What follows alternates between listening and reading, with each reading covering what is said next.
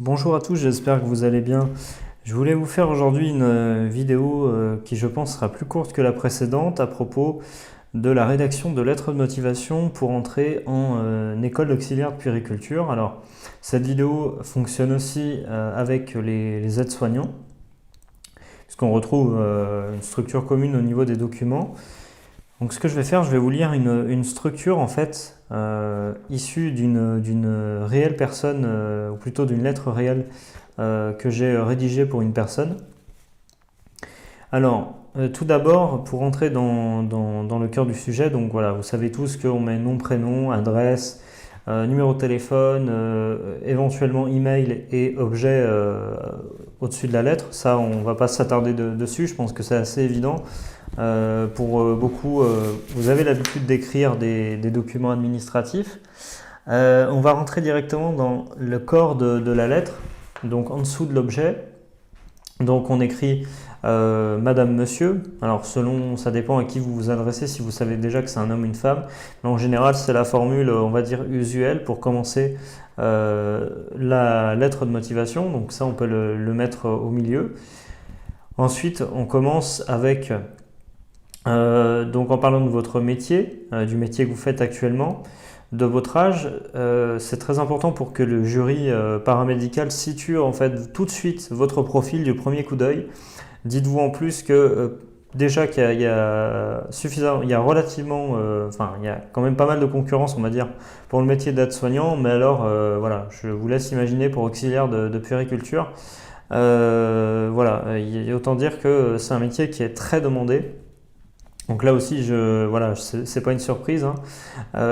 Mais voilà, c'est important de le rappeler et de façon à vraiment faire les documents les plus optimisés possibles. Alors, donc vous mettez votre métier, votre âge, éventuellement votre situation familiale si vous avez des enfants, parce que voilà, le but c'est pas de raconter votre vie, mais c'est d'essayer un petit peu, encore une fois, de montrer aussi au jury que vous êtes humain et que vous n'êtes pas, c'est pas un droïde qui est en train d'écrire une lettre. Voilà, c'est montrer aussi un petit peu de, on va dire, d'humanité, voilà, de faire accrocher le jury à votre propre situation. Après, évidemment, si vous n'avez pas d'enfants, bah, vous n'allez pas les inventer, mais en tout cas, voilà, c'est important de bien situer un petit peu qui vous êtes.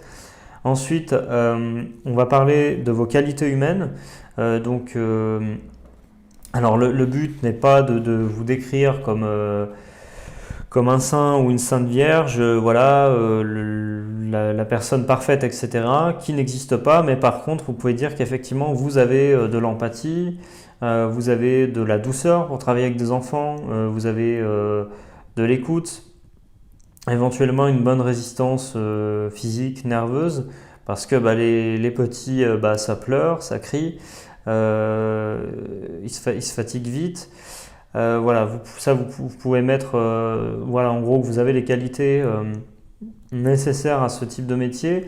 Après, on part sur, une fois que vous avez décrit vos qualités, donc en général, je regarde en même temps la lettre que j'ai pris en exemple, sur 2 lignes, par exemple, voilà, vous pouvez parler de vos qualités.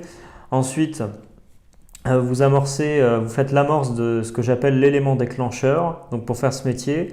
C'est-à-dire qu'il faut que c'est pour ça que à chaque accompagnement que je fais, pour les gens, je cherche toujours une raison particulière qui les a amenés à faire le métier d'auxiliaire de puériculture ou aide-soignant, puisque j'ai pour l'instant une majorité de personnes que j'accompagne en entrée d'école d'aide-soignant.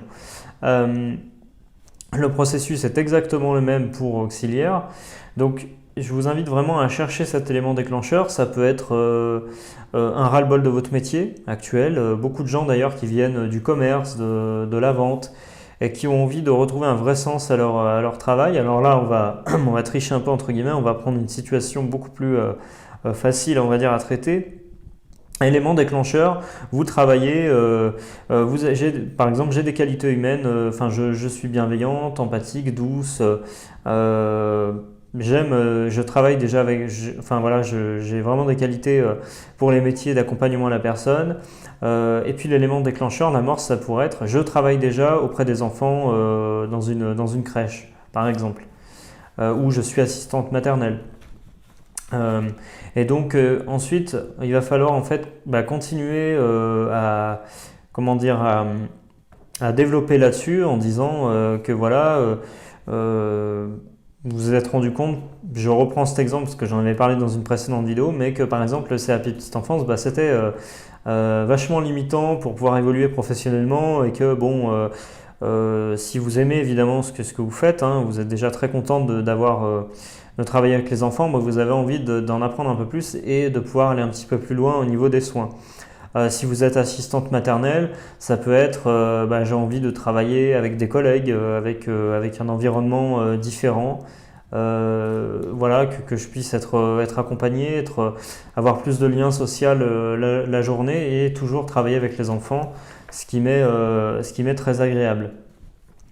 Donc voilà, faut vraiment continuer là-dessus, hein, sans trop pousser non plus parce que voilà, ne pas tomber dans un projet professionnel.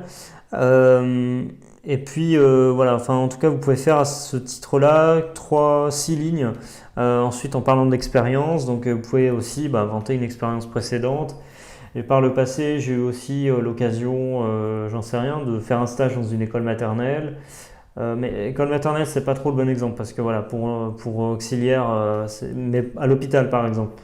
J'ai eu l'occasion de travailler à l'hôpital, donc le fait de devenir auxiliaire, ça ouvre des portes pour travailler dans des services hospitaliers. Sauf erreur de ma part, mais a priori, ça fait petite enfance, je ne crois pas qu'on en ait la possibilité. Donc voilà, ça vous pouvez le développer en général en 6 lignes, à peu près 6-7 lignes dans la lettre de motivation. Et puis ensuite, vous pourriez par exemple évoquer, avant de terminer la lettre, l'évolution du métier. Alors c'est un exemple, hein, bien sûr, il n'y a pas d'obligation exactement à mettre ça, c'est une lettre type, mais vous pourriez mettre que pourquoi pas évoluer plus tard comme infirmière puéricultrice, ce qui est quand même une très très belle évolution professionnelle et effectivement pourquoi pas en parler tout en disant que voilà pour l'instant vous avez le temps de voir ça plus tard et que vous souhaitez d'abord franchir la première marche et devenir auxiliaire de puériculture mais en tout cas que c'est un projet éventuel qui vous tient à cœur dans le futur. Et puis terminer par la formule de politesse tout à fait usuelle, enfin classique, en disant voilà, je peux vous la lire texto, dans l'attente d'une réponse de votre part, je vous prie d'agréer Madame, Monsieur, mes sincères salutations. Voilà. Cette formule tout à fait ordinaire, mais qui fait son effet. Évitez dans la mesure du possible de quémander en disant en espérant une réponse positive de j'espère vraiment que en priant devant vous, enfin j'exagère un peu, mais voilà, moi j'aime pas trop.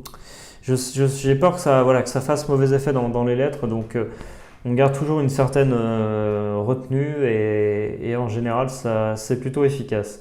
Voilà, j'espère que cette petite vidéo vous a aidé à y voir plus clair au niveau de la lettre de motivation, que vous vouliez devenir auxiliaire de puériculture ou aide-soignant. Cette vidéo fonctionne pour les deux, peut-être pour d'autres concours administratifs que j'ai pas en tête. Même si apparemment je pense que là on a traité vraiment l'essentiel de ces deux métiers-là. Et n'oubliez pas avant de partir de vous abonner à la chaîne parce qu'on est de plus en plus nombreux, c'est cool, et aussi de liker la vidéo. C'est bien aussi pour le référencement. Je vous remercie et je vous dis à bientôt. Salut!